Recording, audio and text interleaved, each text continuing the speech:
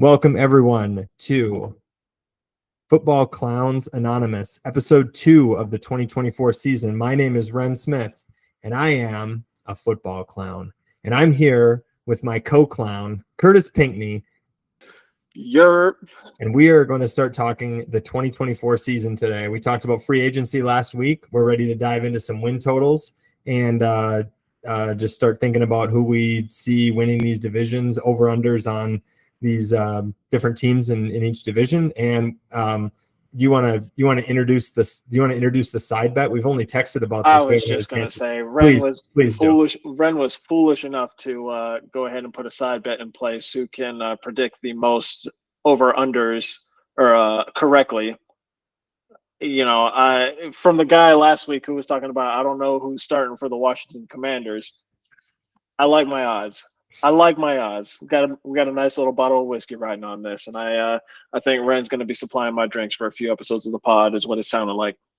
Yeah, I mean, anything can happen, but I like my odds here. I think last year you had the Bears winning the NFC North, so I don't really know that I don't really know why. I was 1 year early. Actually, I'm not picking them this year. I'm not doing that. For the love of God, please pick them. I'm not doing that. I really want this bottle of whiskey for myself, sir. Come on, dude. As much as possible. No. Oh, that's funny. So we went on just as we're gonna just dive straight into it. Time may be of the essence with Kurtis's almost 5-month-old child here. Yeah. Almost 5.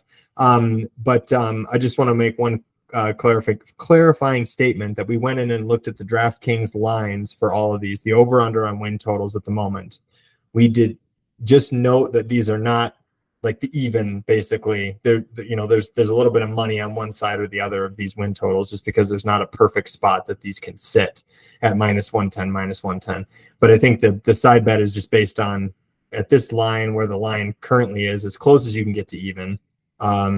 Picking over under, and we're not going to consider that, if one of them's plus 140 or something like that and we hit it, we don't get plus 140 in points for it. We just get 1 point for hitting the over under, and then there's 32 points up for grabs. So that was just my one clarifying logistical statement. All right, ready to dive into it? Yeah, let's go for it, man. Okay. At risk of talking even more, I put the NFC North up front. I don't know what I was thinking. I have no idea what I was thinking to try to give you glutton for punishment. Just a glutton for punishment. Because I'm praying you picked the Vikings. I did not pick the Vikings in this. I did not pick the Vikings. What we did is or what I was thinking, we created a segment last week called Ren on the Couch, I think, right? Something like that. Right. So that's right. I think it's time for this week's episode of Run on the Couch. Oh, here we go. I almost picked, and this is true, I almost picked the Packers to win the NFC North this year, mostly because I am depressed by the fact, this is an emotion pick. I'm depressed by the fact that the Packers now have a quarterback for like a 3rd straight or 5th straight decade in a row, and I got to deal with Jordan Love now for the foreseeable future. Speaking of which, just like 2 or 3 days ago, became the highest paid quarterback in NFL history. For a solid half of a season. For a solid half of a season. He played a good half season. Oh, I get it. I see. Yeah. And got $200 and whatever $1 million over 4 years or something. Yeah. It's an interesting move. We're not going to dive into it today, but I mean, it's a gamble by the Packers organization for sure. I mean, given a barely tested quarterback that kind of money, that's and I mean, obviously he showed flashes, but for half a season, I know. I think it's more the you go on the road against the 2-seed Dallas Cowboys and you win the game, a playoff game, and you probably helped quite a bit. Probably should have beat the 49ers too. In the following playoff game. And that's probably, I mean, he looked every bit of the part of who you want. Is that a flash in the pan? I don't know. Anyway, I'll digress here and say I'm going to take the Lions again. I can't go against Big Dick Dan Campbell. I just can't do it. No, it's impossible. That team is vibing. They've rallied behind him. I'll say this about as we keep going. I think this is the Lions and then the Packers and then the Bears and then the Vikings. That's my ranking for this particular division. I think the Packers give the Lions a run for their money. Bears, honestly, I like Caleb Williams. I think he'll be good, but at face value up front, all of these quarterbacks, I have to believe it before, or I have to see it before I believe it. That's where I'm at with that. So I'll pass it. I'll pass it over. Yeah. I mean, it's hard not to put the Lions up top. I flirted with trying to put the Packers up there myself, but I just could not. Like, Jared Goff was balling out of control. Could have made an argument for an MVP case last year. Would we be surprised if he makes an argument for an MVP case this year? Amon-Ra St. Brown, that guy.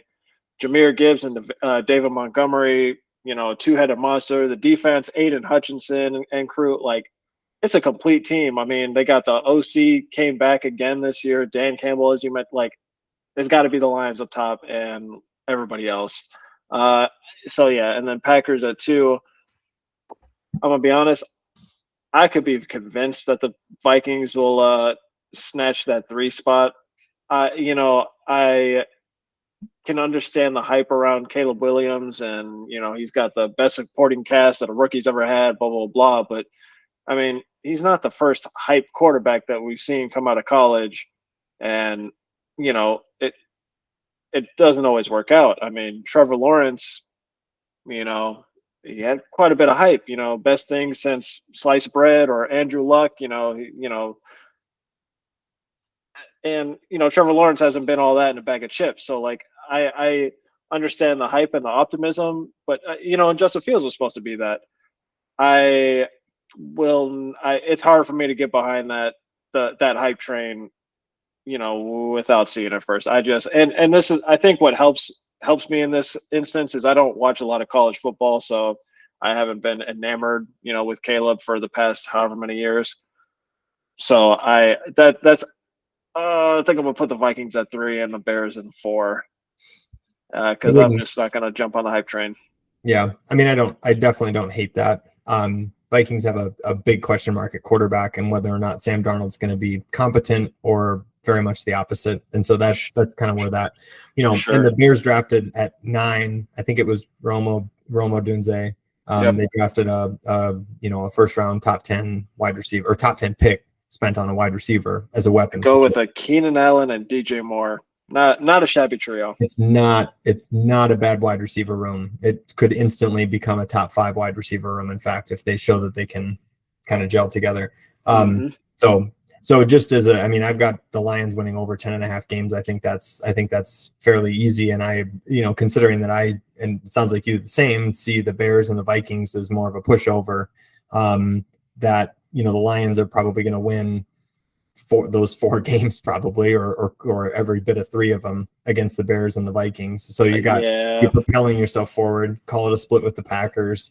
Anyway, maybe you have the Lions as under and the whole division is being trashed. I'm just assuming you got the Lions over 10.5 then. I have the Lions over 10.5 for sure. But what about the Packers? Because I got the Packers over. I'm going to say that. Yeah. What do you got? I took the Packers over as well. Yeah, Packers are over 9.5 is the line, just to make sure we're keeping. So as I'm looking away here, just note I'm inputting things into a spreadsheet. I know that's not great, visual, but. Well, so I'm curious so we have the Bears at 8.5 and the Vikings at 6.5. We've kind of been beating up on them a little bit. What are you feeling? I'm gonna be honest. I think the Bears was kind of an easy under at 8.5. Yep. I'm smashing. That's like, honestly, on this whole board of all 32 teams, that's probably like a top 3 safest pick in my bet, under 8.5. Yeah, I like. We'll get to it later, but I like another one, almost equally as much. But that 8.5, maybe this is, I think you can agree with me. I mean, that speaks to the hype train narrative that not necessarily riding. Like, at just 8.5 for a rookie quarterback, it's not the easiest of schedules. I'm not gonna. 8.5 is a lot. Not doing it. It's a bridge too far in that division too, especially because they probably will split with the Vikings, probably. And I think the Bears could easily lose, and the Vikings will definitely lose both games to the Packers and both games to the Lions. That's just my That's just my gut on that. Now I'm going to go ahead and guess based on you sliding the Vikings into the 3 spot in the division. Do you have the Vikings over under 6.5? I have them as a hesitant under, to be honest with you. All right. So this is maybe I'm going a little bit too far with the Bears slander by placing this under and also speaking ill of the Bears. And this is where I might be looking a little goofy. But the Vikings have a really tough opening schedule. We talked about it last week. Sam Darnold's going to be a sacrificial lamb, and then McCarthy's going to come in at some point, I would think, before week 9, which means he's going to be subjected to that horrible opening schedule. And we've seen rookie quarterbacks, with, incurring a few confidence issues, when they're thrown into the gauntlet like that. I don't know. It's not a great start. It's not a great scenario for a rookie to be thrust into. The roster, they've got, Jefferson, of course, but I don't feel super great. I mean, Aaron Jones is cool, but, by midseason, it's going to be hurting, I'm sure. Mm-hmm. He's had durability concerns. Yeah. I don't have warm fuzzies from the Vikings, but man, I don't know. I maybe want to rethink this. If I'm going to take the Bears under 8.5, I probably want to rethink this and push it over. But I don't know. I don't know, man. I don't know. Tell me I'm wrong. Tell me why I'm wrong. I don't think you're wrong. I think the Vikings under 6.5 is a pretty safe bet, to be honest with you. And I say that as the run on the couch segment, but the schedule's rough. I mean, they're going to open the season. They're probably going to open the season 1-5. They play at the Giants, which theoretically winnable, but they've got a 49ers. They've got the 49ers. They've got the Texans. They've got to go on the road. They give up a home game to go on the road and face Aaron Rodgers in London. They got to play the Packers and the Lions all within that same stretch too.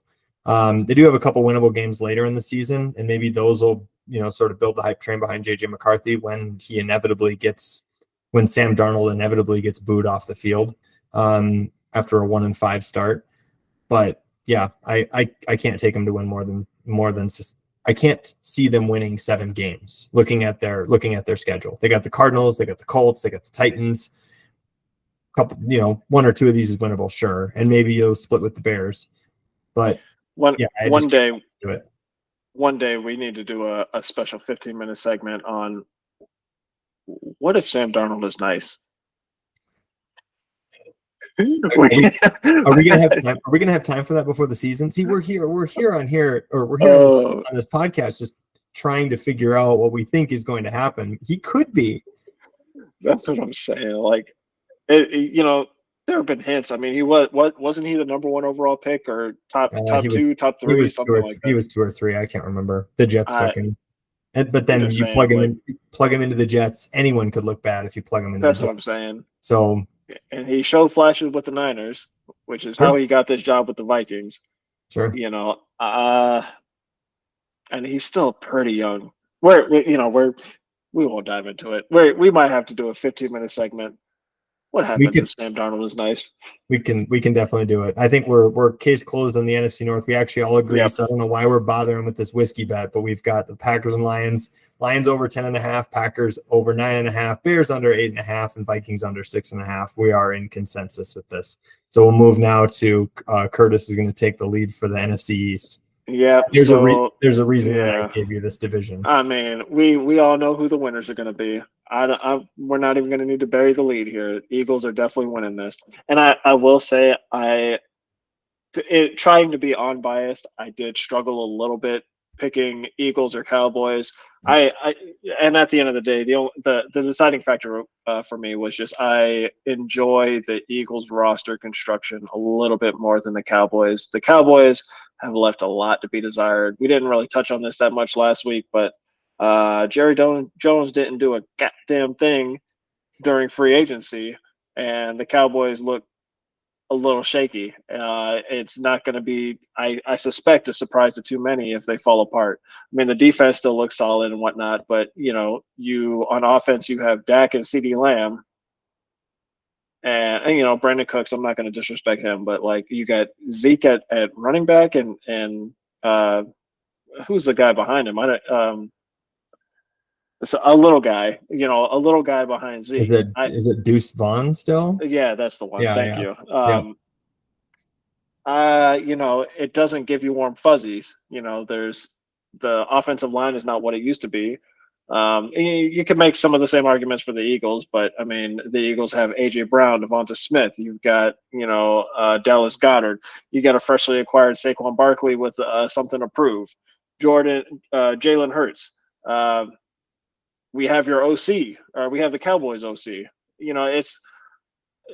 And I guess there are question marks around him, I suppose, but he's not the worst OC we could have. So I think the slight nod has to go to the Eagles. I don't know if you feel differently. I'm curious. I do actually. You did pick the Cowboys. I battled goofball ass. You know what? Goofball ass. I battled goofball. I battled with exactly the same things that you're talking about. I think what I can't get over is just somehow a lot of these pieces, other than Saquon Barkley, all these guys that you're naming, are people that are with the Eagles last year, and they fell apart. I don't know that I fully understand.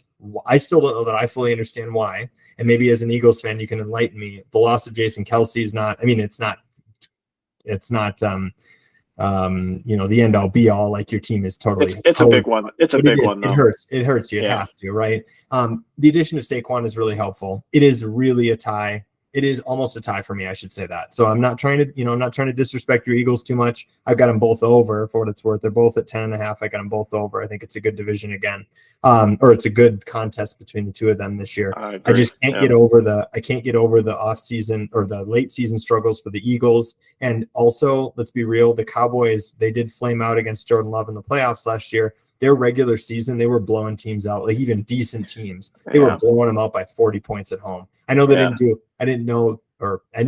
anything in the offseason, like you're saying, but that team was really freaking good last year. They were. And there's except against the Cardinals. Well, okay, yes, that's true. And Josh Dobbs before he got traded to the Vikings. Amazingly, he was competent. So anyway, I'm taking the boys to win the division again. Close, but I got them both over. I mean, I don't think anybody's going to argue with you. I mean, those are the two favorites to win the division, I'm sure. We've also got the Commanders at 6.5, and the Giants also at 6.5. I might toss it to you first. I'm curious where you went with these two teams. You could make a pretty strong case in either direction for both of those lines, I'm sure. Gosh, how were you feeling? 6.5 is so low, that's a challenge. I think so. I actually took them. I had the balls to take them both under, and and the reason I did that is because this division is it's like a tale of two halves, or there's two teams that are in the driver's seat. And I know you're going to say the Commanders always play the Eagles tough, and they might even steal a game from them this year. And I would be 1,000% correct. No, absolutely. But here's the thing. I've never been a Daniel Jones fan. I gave him the nickname Hot Dog Jones for a reason. I don't think he's good. And he got a contract, but they did get Malik Neighbors in the draft as a weapon for him. I see that as a perpetually struggling franchise.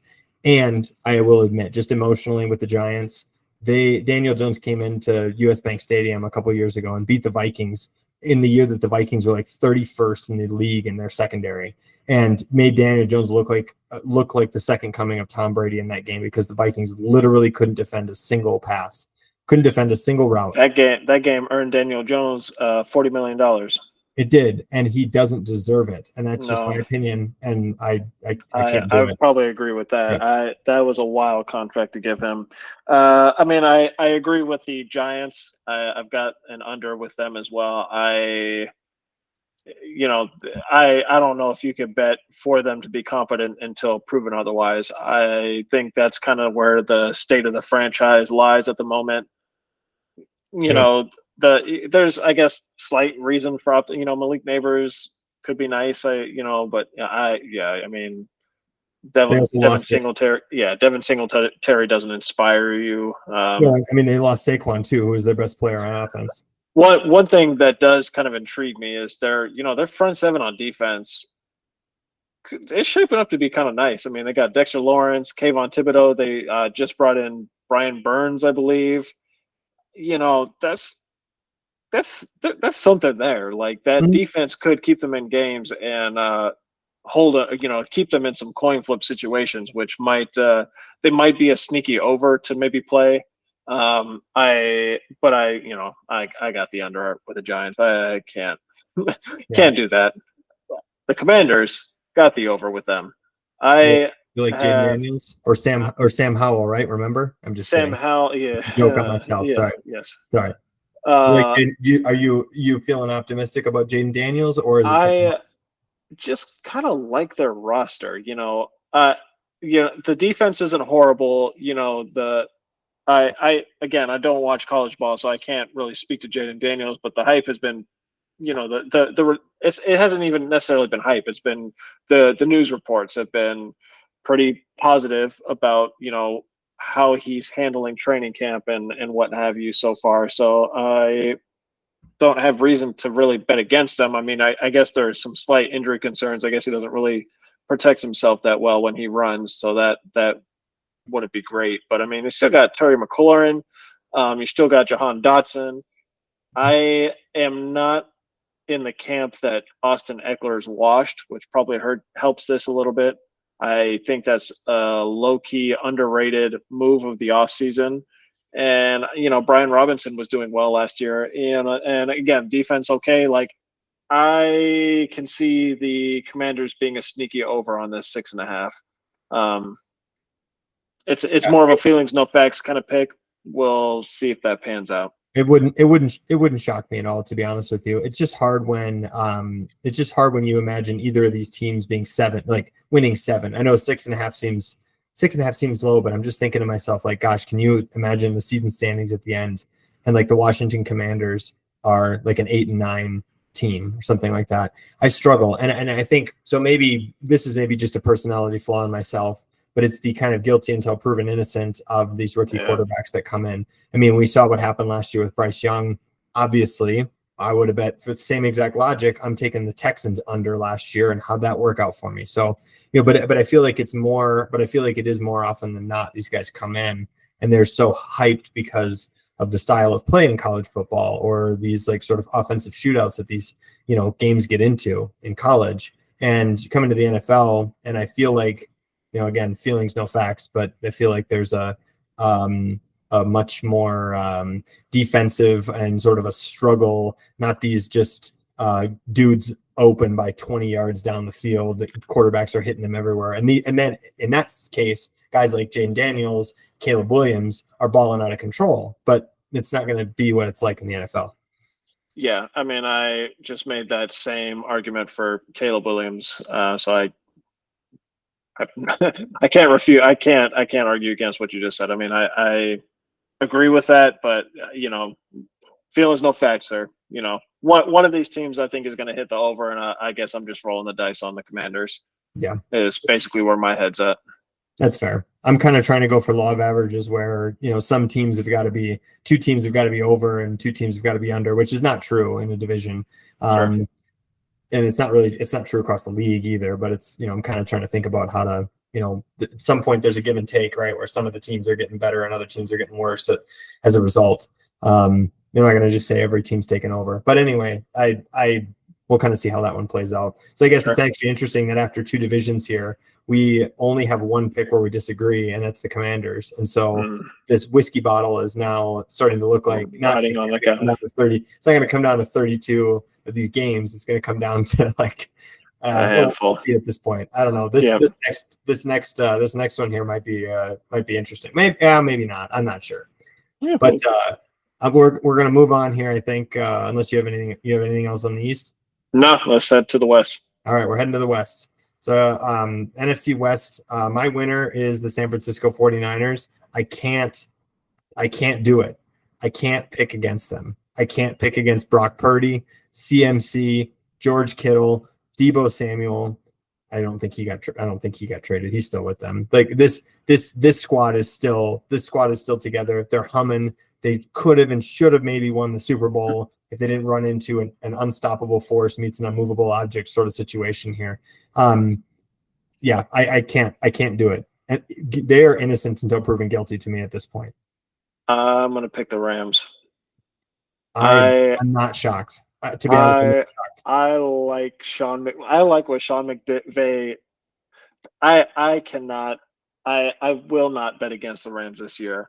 I think the loss of Aaron Donald is going to force that offense to evolve in such a fashion or in such a way that it is going to become the identity of the Rams. And I think an offensive-led Rams team with Matt Stafford, Cooper Kupp, even at his age, Puka Nacua, Kyron Williams, that is kind of exciting to me.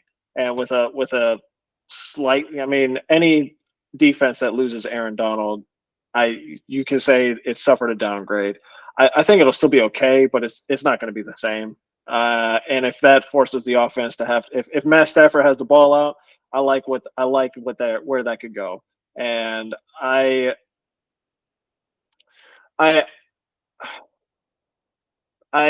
don't like the 49ers winning is predicated on a few key players staying healthy. When those players aren't on the field, I mean, they still can win games. I mean, they showed that, but it's obviously a lot harder. And if the dice fall a different way for that team and those players are injured during some key games, it's not hard to see how the Rams could sneak away, a W in the division. If they catch the 49ers slipping at some point during the season.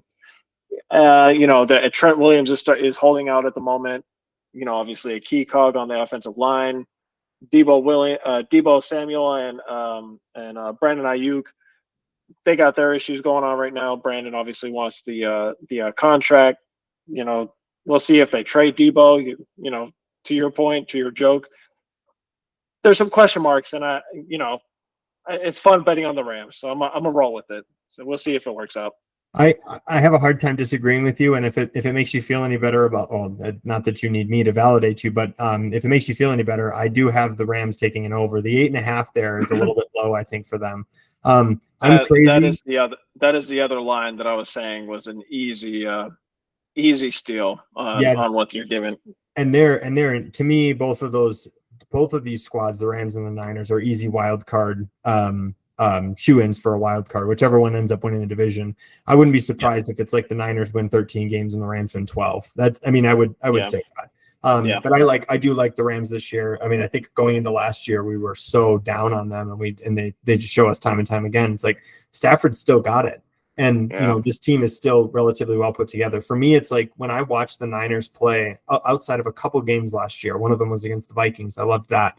But outside of a couple games last year, when they're humming, they're the most well-oiled machine, like meticulous destruction. I mean, on the level of what the Cowboys look like at home last year. Like we will demoralize you and we will crush you. And we were saying last year at the end of the season, heading into the playoffs, the one team that nobody wanted to see was the Rams.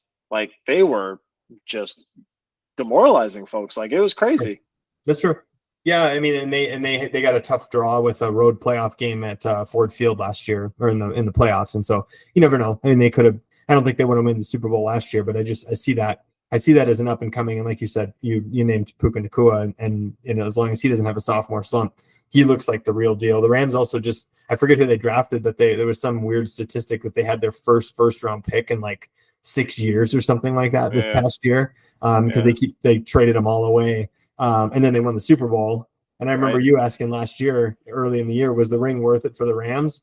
And I would say absolutely yes. You trade whatever you need to win. If you win the Super Bowl, it does not matter. You can go to the dark ages for 30 years. You want a Super Bowl. I mean, it's shaping up to look like the Rams are going to be skipping out on the dark ages that we thought they were going to be entering. So it's an easy yet. Like The GM, the head coach, I don't know what's going on. I don't know what's in the water, but they're doing something right. And I guess wherever the Rams are holed up, because the Chargers haven't had quite the same success, I suppose, in LA. Yeah.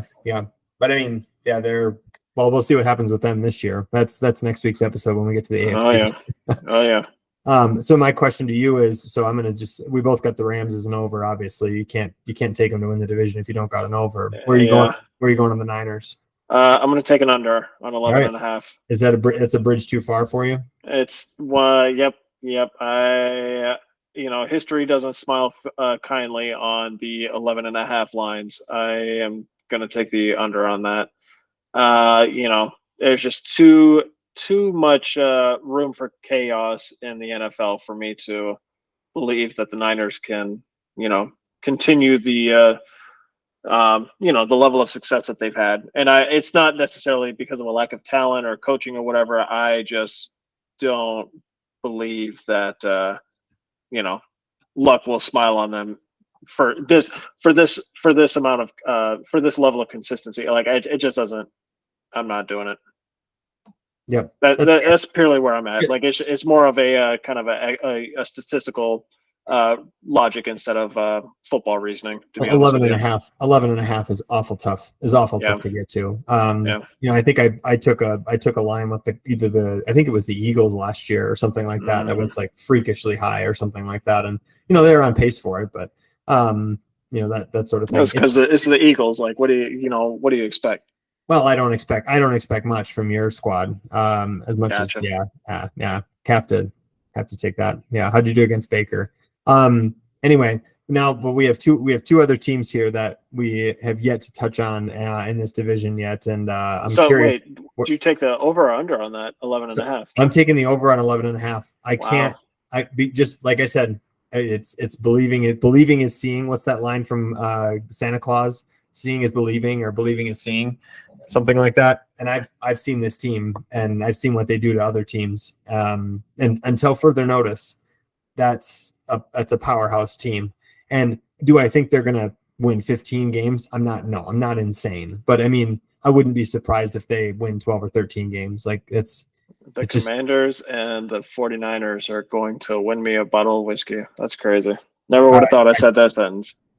No, I think I wouldn't be shocked if we've got I wouldn't be shocked if we've got some disagreements before we even get out of this division. We spent like almost 10 minutes talking about the Niners and the Rams. What do you feel? Deservedly so. Deservedly so. No, deservedly so. Absolutely. I think that's an easy shoe-in for who's going to win this division. Cardinals, the line's 6.5. Where's your head at? Over. I like the offense. Don't know much about the defense, to be frank. Isn't the feelings, no facts kind of move. We get a healthy Kyler Murray entering the season. Marvin Harrison Jr. supposedly is the real deal. I guess we'll see. James Conner, quietly, that guy. I'm optimistic. I mean, Kyler Murray is not a bad quarterback. He just had some rough injury luck. He's got a great wide receiver one in Marvin Harrison Jr. Again, supposedly, allegedly. 6.5 is kind of low. I'm going over. Yep. I'm over here talking up that we're going to end up disagreeing. Those are all my talking points for the Cardinals over. I got the same thing. 6.5 seems a little bit low for them. Yeah, slight disrespect. It doesn't seem. Yeah, it's a little bit of disrespect. So I think it's easier. I feel. I mean, would it shock me if they finish at 5 or 6? It wouldn't completely floor me, but I feel like there's better value on the other side on this particular instance. Right. And then what about the Seahawks? Seahawks over. I have the Seahawks going over. You're taking every team except the Niners to go over in this division. That is correct, sir. I'm compensating, and I've got the Seahawks going under. I think the Geno Smith thuck is about to flame out. Is just finally about. I strong disagree. I mean, the running game's still stout. You still have DK Metcalf. Tyler Lockett's still that guy. The schedule's kind of soft. The opening schedule is not crazy. I mean, they've got some landmines in there: Miami, Detroit, San Francisco, but you've also got Denver, New England, and the Giants. The Falcons is anybody's guess. If Kirk Cousins isn't healthy, that all falls apart. You get the Cardinals twice. You're gonna at a minimum split that. You get the Vikings and Bears at the end of the season. It's not hard to see how that could how that could go over that 7.5, because there's also going to, you would think there might be some coin flips within the division with the Niners and the Rams as well. So could be 7.5. I can see it. We tend to try to avoid, when we're betting, we try to avoid the division games for that exact reason, because any given Sunday the Commanders can upset the Eagles, as we found out before. But it's also the Seahawks can, come in and make Brock Purdy look like an idiot, kind of thing, in any given Sunday. So I have a hard time disagreeing. It's just one of those things where, like, they're not going to win 3 games, but I think they're going to settle right around the number. To be honest with you, the number feels right to me. The number feels about right. Line.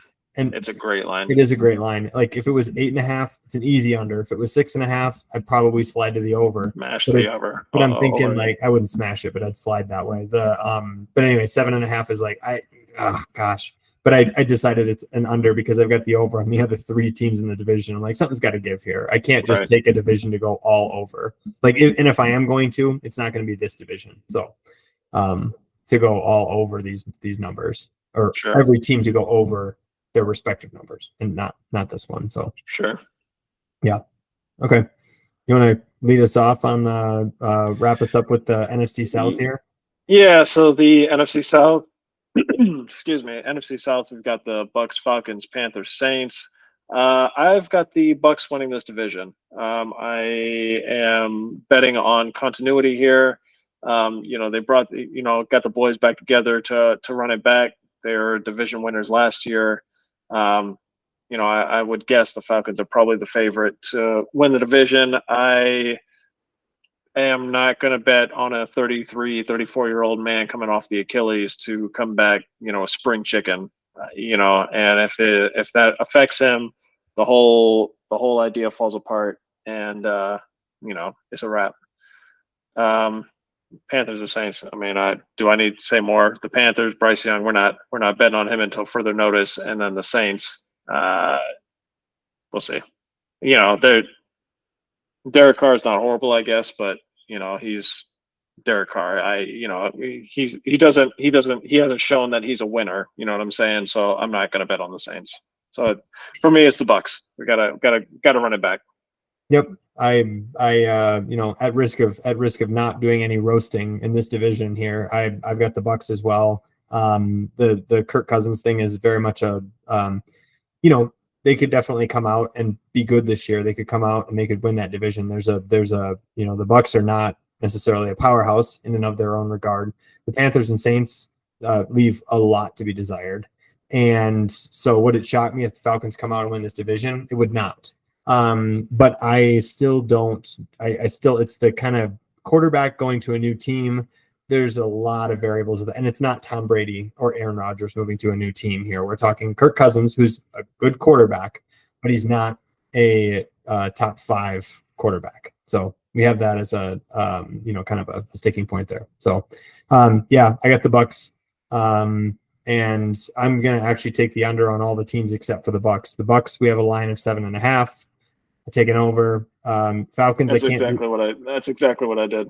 Yeah, I can't do the Falcons at 9.5. No. That should probably be our third. Probably easy under on that.